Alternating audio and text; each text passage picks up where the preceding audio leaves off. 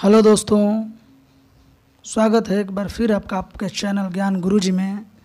और मैं हमेशा की तरह हाजिर हूँ आप लोगों के सामने। ये जो मैजिकल बुक का सीरीज है सफलता का साधन, उसकी अगली पेशकश के लिए शुरू करूँ इससे पहले मैं आपको बता दूँ कि इसकी 5 पार्ट ऑलरेडी अपलोड हो चुके हैं हमारे चैनल के माध्यम से।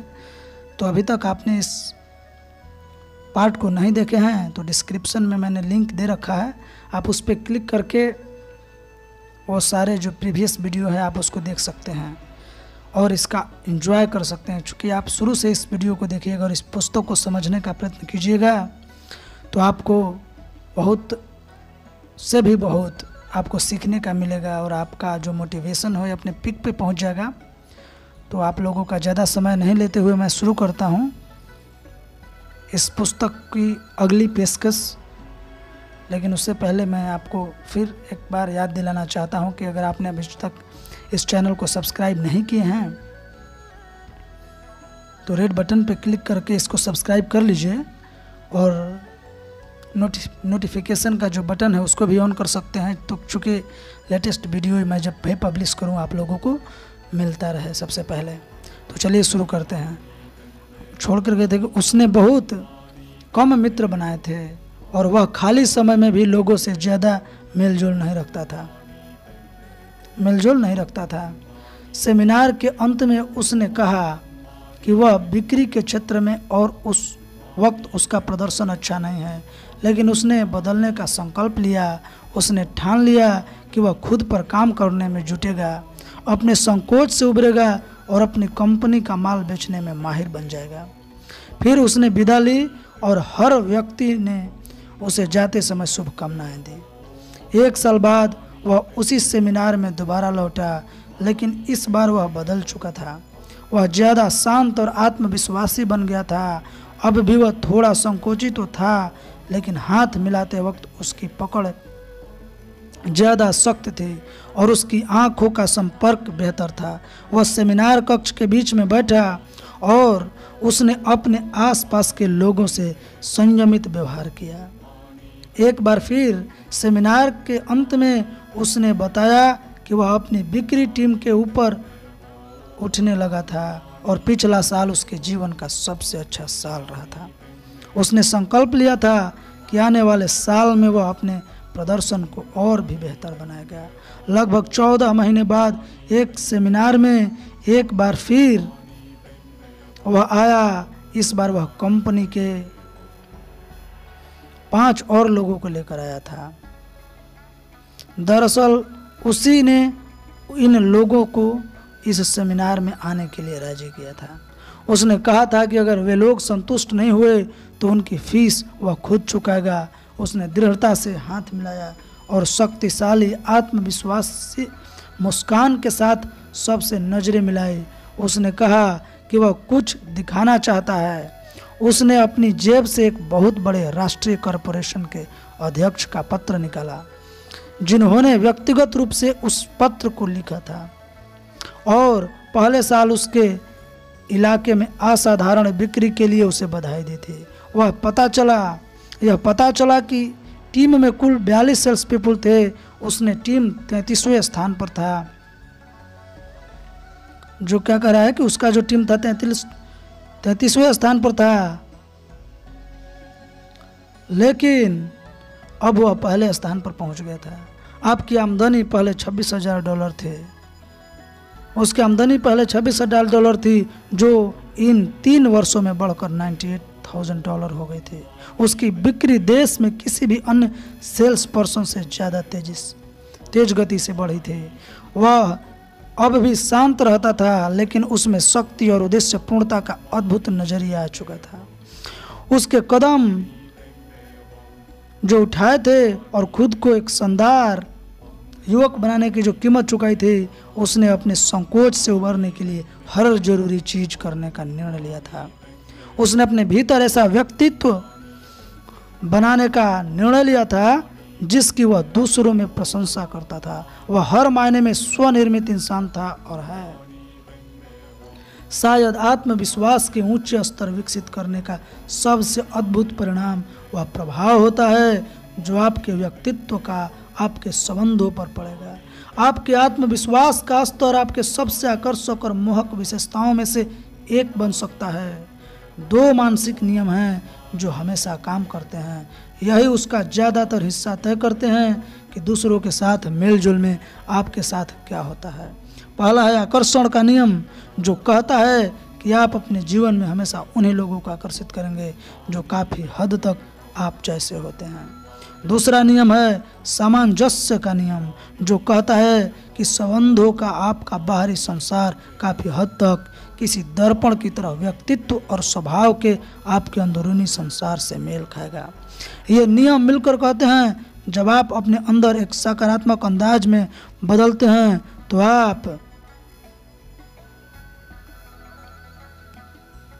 तो आप जल्द ही ऐसे लोगों से घिर जाएंगे जो काफ़ी हद तक उस नए इंसान जैसे हैं जैसा आप बन रहे हैं। जब आप इंसान के रूप में बेहतर बनते हैं तो आपके संबंधों की गुणवत्ता और संख्या भी उसी अनुपात में बेहतर बनती है।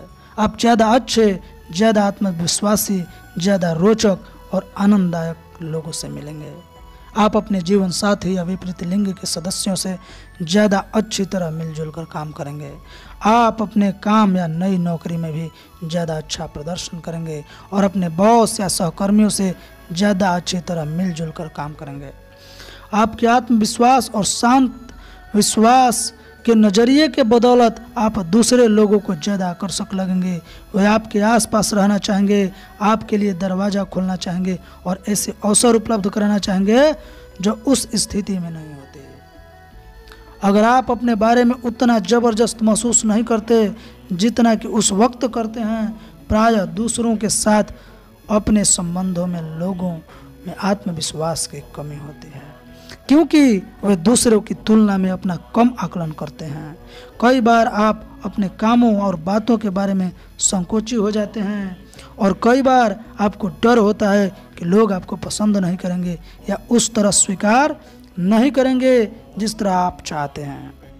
आप कुछ महत्वपूर्ण चीज़ें कर सकते हैं जिनसे दूसरों के साथ आरामदेह और आत्मविश्वासी अंदाज में अच्छी तरह मिलजुल कर काम करने कि आपकी योग्यता बेहतर हो जाएगी। शुरुआत में जब आप अपने लक्ष्य और मूल्यों को स्पष्ट कर लेते हैं, खुद पर मेहनत करते हैं और अपने चुने हुए क्षेत्र में ज़्यादा काम करते हैं, तो आप में स्वाभाविक रूप से आत्मगौरव और आत्मविश्वास के ज़्यादा ऊंचे स्तर होंगे। आप खुद को ज़्यादा पसंद करेंगे और आप दूसरे लोगों को पसंद व स्वीकार करेंगे। आप इस बारे में कम संवेदनशील होंगे कि वे क्या सोच रहे होंगे या क्या नहीं सोच रहे होंगे। आप उनके साथ अपनी बातचीत में ज़्यादा सकारात्मक और ध्यानपूर्ण होंगे। जो लोग खुद को सचमुच पसंद करते हैं वे दूसरों के साथ संबंधों में बहुत आत्मविश्वासी होते हैं। हालांकि वे दूसरों के नज़रियों और रायों पर ध्यान देते हैं, लेकिन वे उनसे ज़्यादा प्रभावित नहीं होते हैं। दूसरों के साथ बातचीत में याद रखें कि लोग ज़्यादातर समय खुद के बारे में ही सोचते हैं। आप सामने वाले व्यक्ति पर ध्यान केंद्रित करके सच्चे सवाल पूछकर और जवाबों को गौर से सुनकर संकोची और अपनी भावनाओं से छुटकारा पा सकते हैं। लोगों को प्रभावित करने की कोशिश के बजाय उनसे प्रभावित होने के कारण खोजें। आप में लोग रुचि लें, यह कोशिश न करें, इसके बजाय उनमें सच्ची रुचि दिखाएं। सक्रिय और संलग्न श्रोता बने। आप सामने वाले व्यक्ति पर जितना ज़्यादा ध्यान केंद्रित करते हैं, आप उतने ही ज़्यादा आरामदेह और आत्मविश्वासी महसूस करेंगे। आपका संकोच काफूर हो जाएगा और तनाव रहित व खुश महसूस करेंगे। याद रखें कि कोई आपके विचारों या भावनाओं को तब तक प्रभावित नहीं कर सकता जब तक कि कोई ऐसी चीज़ न हो जो आप उनसे चाहते हैं, या कोई ऐसी चीज़ न हो जो आप चाहते हैं कि वे न करें। जैसे कि आप निर्लिप्तता का भाव ले जाते हैं और अपने मन में निर्णय ले लेते हैं कि आप सामने वाले से कुछ नहीं चाहते हैं या किसी चीज़ की अपेक्षा नहीं रखते, तो आप पाएंगे कि आपके आत्मविश्वास को विचलित करने की उनकी योग्यता काफ़ी कम हो जाती है। वही लोग मानवीय संबंधों के सबसे सफल होते हैं जो दूसरों से शांत, स्वस्थ, निर्लिप्तता का अभ्यास करते हैं। हालांकि वे बातचीत में दोस्ताना और संलग्न होते हैं, लेकिन वे दूसरों के व्यवहार को यह तय करने की अनुमति नहीं देते हैं कि वे अपने बारे में क्या सोचते हैं और महसूस करते हैं। आत्मविश्वास के ऊंचे स्तर को विकसित करने और कायम रखने के जबरदस्त लाभ होते हैं। क्या होते हैं? असली सवाल यह है कि ऐसा क्यों है कि ज़्यादातर लोगों को ऐसा आत्मविश्वास नहीं है जो उन्हें खुश, स्वस्थ, समृद्ध जीवन जीने में सक्षम बनाए। दो बुनियादी कारण है। मानव प्रसन्नता के महान शत्रु हमेशा वही रहे हैं। क्या रहे हैं? डर और शंका एक साथ यात्रा करते हैं और हर मोड़ पर मानव प्रसन्नता के साथ हस्तक्षेप करते रहते हैं। बाकी किसी भी चीज़ से बढ़कर हमारे डर और शंकाएं हमारे आत्मगौरव और आत्मविश्वास को कमज़ोर कर देती है। इन्हीं की वजह से अपनी संभावनाओं तथा खुद के बारे में नकारात्मक संदर्भ में सोचते हैं। जैसा मास्लो ने कहा था, हम खुद को सस्ते में बेचने लगते हैं और वे तमाम कारण गिनाने लगते हैं कि कोई चीज़ हमारे लिए संभव क्यों नहीं हो सकती। हम मुश्किलों को बढ़ा चढ़ा कर देखते हैं और अवसरों को न्यूनतम कर लेते हैं। हर संभव नुकसानों से चिंतित हो जाते हैं जो हमें हो सकते हैं। हम उन आलोचनाओं के बारे में तनावग्रस्त हो जाते हैं जो हमें झेलनी पड़ सकती है। इस वजह से हम साहस, डर और शंकाएं हमें पंगु बना देती है, हमारे आत्मगौरव को कम कर देती है और उनकी वजह से हम नकारात्मक संदर्भ में सोचने और बात करने लगते हैं। यह शायद ज़्यादातर इंसानों के बारे में सही है। ज़्यादातर लोग अपने डरों से इतने चिंतित होते हैं कि उनके पास किसी दूसरी चीज़ के लिए समय ही नहीं होता। यह उनकी बातचीत में प्रकट हो जाता है और उनके कामों या बातचीत के ज़्यादातर हिस्सों में इसी की झलक होती है। शंका, डर और चिंता का एकमात्र सच्चा तोड़ कर्म है। यह उन सभी नकारात्मक भावों का इलाज है जो हमारे आत्मविश्वास को ध्वस्त करते हैं। आपका चेतन मन एक समय में केवल एक ही विचार रख सकता है, चाहे वह सकारात्मक हो या नकारात्मक। जब आप ऐसे सुनियोजित, उद्देश्यपूर्ण कर्म में संलग्न होते हैं तो आपके मूल्यों के सामंजस्य में होता है, आपके लक्ष्यों की दिशा में होता है और आपकी योग्यताओं का अधिकतम इस्तेमाल करते हैं, तो आपके डर और शंकाएं गायब हो जाती है। आप अपने बारे में ज़्यादा सकारात्मक और आत्मविश्वासी महसूस किए बिना नहीं रह सकते। आपके आत्मविश्वास और आत्मगौरव को चेतन रूप से और जानबूझकर बढ़ाना आपके लिए जितना महत्वपूर्ण है उससे ज़्यादा महत्वपूर्ण संभवतः कुछ भी नहीं है। आत्मविश्वास के ज़्यादा ऊंचे स्तर आपके सामने असीमित संभावनाओं का संसार खोल देंगे। आप जिस तरह के आत्मविश्वासी व्यक्ति बनना चाहते हैं उस तरह चलकर बात कर सोच कर और काम करके आप अपने आत्मविश्वास को बढ़ा सकते हैं। इस तरह काम करें मानो असफल होना संभव हो। इस तरह काम करें मानो आप में आत्मविश्वास का अटल स्तर पहले से ही तय है। लगातार खुद से पूछते रहें, अगर मुझे पता हो कि मैं असफल नहीं हो सकता तो वह कौन सी बड़ी चीज़ है जिसका सपना देखने की मैं हिम्मत करूंगा। आपका जवाब जो भी हो, अगर आप उसके सपने देख सकते हैं और अगर आप में उसे हासिल करने का आत्मविश्वास है तो आप वह चीज़ कर सकते हैं, यानी आपको वह चीज़ मिल सकती है। अध्याय 4, अपने जीवन का बागडोर थामे। कह रहा कि क्या आप कभी यह सोचने के लिए रुके हैं कि आप जो भी कभी होंगे उसका दारोमदार पूरी तरह से आप पर है। जरा कल्पना करें, आप जहाँ हैं और जो हैं वह आप स्वयं की वजह से हैं। आपके जीवन में जो भी चीज़ मौजूद है वह आपके व्यवहार, आपके शब्दों और आपके कर्मों की वजह से मौजूद है। आपके पास चयन की स्वतंत्रता है और चूंकि आप खुद ने अपने जीवन की परिस्थितियों का चयन किया है इसलिए आप ही अपनी सफलता और असफलता, अपना खुशी और अपने दुख और अपने वर्तमान और भविष्य के लिए पूरी तरह से जिम्मेदार हैं। यह विचार पैराशूट लगाकर कूदने जैसा है। यह एक साथ डरावना है और उल्लासपूर्ण है।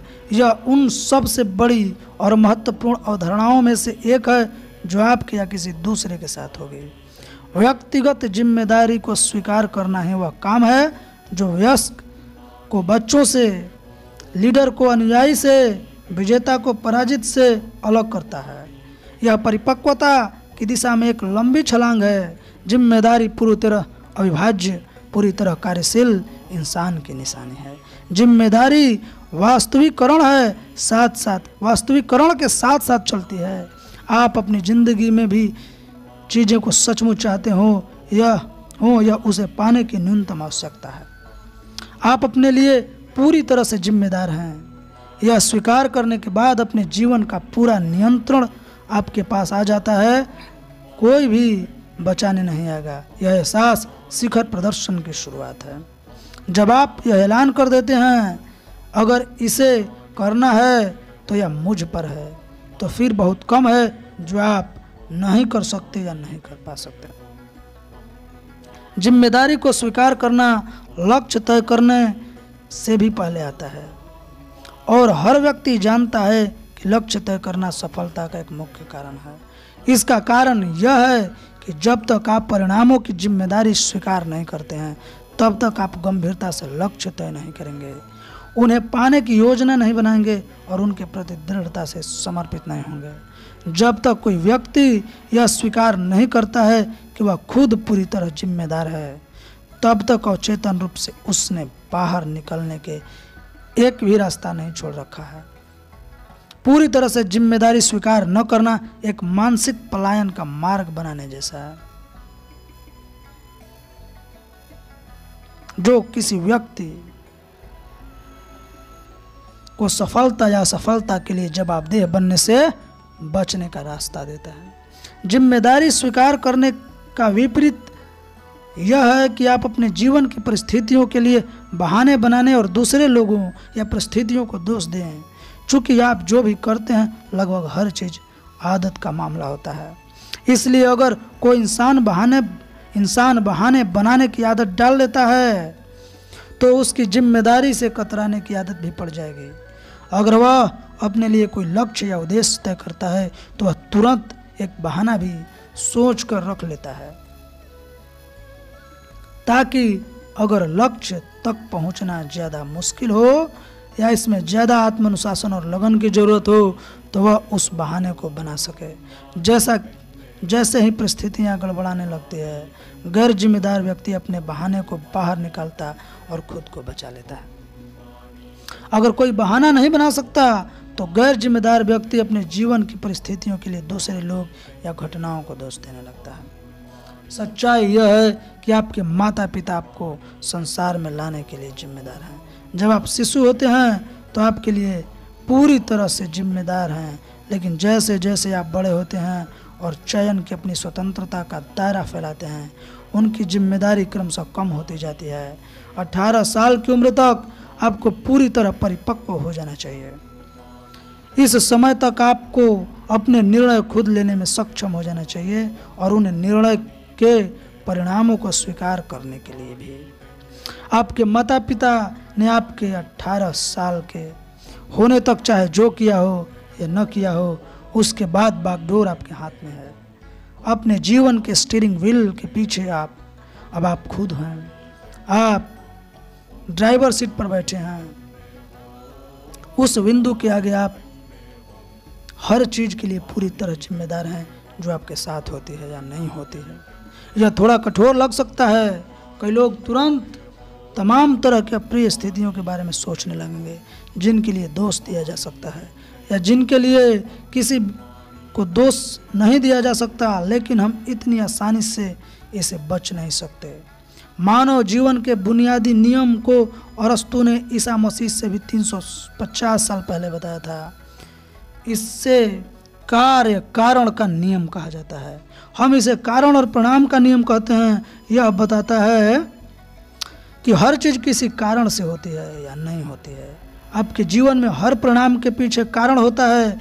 इसका मतलब है कि अगर आप कोई खास परिणाम चाहते हैं तो आपको बस इसके कारणों का पता लगाना है और उनकी नकल करने पर आपको वही परिणाम मिलेगा। नियम यह है, दूसरे सफल लोग जो करते हैं अगर आप भी वही करते हैं तो कोई चीज़ आपको अंततः वही परिणाम पाने से नहीं रोक सकती। लेकिन दूसरे सफल लोग जो करते हैं अगर आप वह नहीं करते हैं तो कोई चीज़ आपकी मदद नहीं कर सकती। मिसाल के तौर पर हर व्यक्ति स्वस्थ रहना चाहता है। मान लें आप शारीरिक स्वस्थ और ऊर्जा के उच्च स्तर का लक्ष्य तय करते हैं। वह परिणाम है जो आप चाहते हैं। जब आपको बस कारणों का पता लगाना है कि उनकी नकल करके आप लक्ष्य तक पहुंच सकते हैं। आप पता लगा सकते हैं कि दूसरे स्वस्थ और ऊर्जावान लोग आहार, व्यायाम और विश्राम के संदर्भ में क्या करते हैं। वही काम करके आप भी वही परिणाम पा सकते हैं। यह कोई चमत्कार नहीं है, यह तो बस एक नियम है। अप्रसन्नता भी एक परिणाम है। इसका कारण बहुत से लोग अप्रसन्नता भी एक परिणाम है। इसका कारण बहुत से लोग और परिस्थितियां हो सकती है। बहरहाल अगर आप खुश होना चाहते हैं तो आपको सबसे पहले यह पता लगाना होगा कि आप सबसे ज़्यादा खुश किस चीज़ से होते हैं। अपने जीवन में सबसे अच्छे समय के बारे में सोचें और यह भी कि उस वक्त आप क्या कर रहे थे, कहाँ कर रहे थे और किन लोगों के साथ कर रहे थे। फिर अपनी आदर्श जीवन शैली को पूरे विस्तार से वर्णन लिखें, मानो आपकी स्थिति हर मायने में आदर्श हो। अब आपने अपना मनचाहा परिणाम परिभाषित कर लिया है। इसके बाद अपने वर्तमान जीवन को देखें और खुद से पूछें, मेरे जीवन की वे सारी चीज़ें कौन सी है जो मुझे खुश रखने वाली जीवन शैली के तालमेल में नहीं है। दूसरे शब्दों में उन परिणामों के कारणों पर गौर करें जिन्हें आप पसंद नहीं करते। फिर एक एक करके उन कारणों को दोहराने या हटाने का निर्णय लें जब तक कि आपका जीवन वैसा न हो जाए जैसा आप चाहते हैं। आपके विचार बहुत शक्तिशाली होते हैं। वे आपके रक्तचाप, नाड़ी और सांस को ऊपर नीचे कर सकते हैं। वे आपके पाचन और नींद को प्रभावित कर सकते हैं। अगर आपके विचार पर्याप्त शक्तिशाली हैं तो वे आपको बीमार या स्वस्थ बना सकते हैं। आपके विचार में यह प्रवृत्ति होती है कि वे आपके मन में छवियों को प्रेरित कर देते हैं और आपके शरीर में उन छवियों के अनुरूप भावनाएं जगा देते हैं। यदि आप सुखद और स्वस्थ विचार सोचते हैं या पढ़ते हैं तो आपकी मानसिक छवियां सुखद व स्वस्थ होगी और आप सुखद स्वस्थ भावनाएं महसूस करेंगे, जैसा दीपक चोपड़ा ने अपनी पुस्तक मैजिकल माइंड, मैजिकल बॉडी में बताया है। आपके मस्तिष्क का हर हिस्सा आपके शरीर के हर हिस्से से जुड़ा होता है। संदेशों और आवेगों का एक जटिल जाल है जो हर उस चीज को प्रभावित करता है जो आप सोचते और महसूस करते हैं। सूफी दार्शनिक इनायत खान बताते हैं कि आप जो शब्द बोलते हैं और जिस लहजे में बोलते हैं, इसका चयन का आपके भावी व्यक्तित्व पर बहुत ज़्यादा असर होता है और इसका दूसरों के साथ आपके संबंधों पर भी बहुत ज़्यादा असर होता है। इसलिए स्वयं की जिम्मेदारी का एक अत्यंत महत्वपूर्ण हिस्सा उसके लिए जिम्मेदार बनना है जो आप कहते हैं और जिस अंदाज में कहते हैं। शुरुआत में आप चाहें जैसा महसूस करते हों, अगर आप सावधानी से अपने शब्दों को नियंत्रित करते हैं और अपने विचारों तथा भावनाओं के इजहार की शैली को भी नियंत्रित करते हैं तो इस अनुशासन से आप अपने विचारों को नियंत्रित और निर्देशित कर सकते हैं। भले ही आप नाराज, विचलित या चिढ़े हुए हों, लेकिन धीरे धीरे जानबूझकर और धैर्य से बोलकर आप अपने मन और भावनाओं पर दृढ़ नियंत्रण कर लेते हैं तथा खुद को दोबारा ड्राइवर की सीट पर पहुंचा देते हैं। आप अपने जीवन के प्रभारी हैं, चाहे आप अपने अधिकार का इस्तेमाल करते हो या न करते हो। आप आज जहाँ हैं और जो हैं अपने ही कारण से हैं। सिर्फ आप ही अपने विचार सोच सकते हैं और आपके विचार ही आपकी कही और की हुई हर चीज को नियंत्रित करते हैं।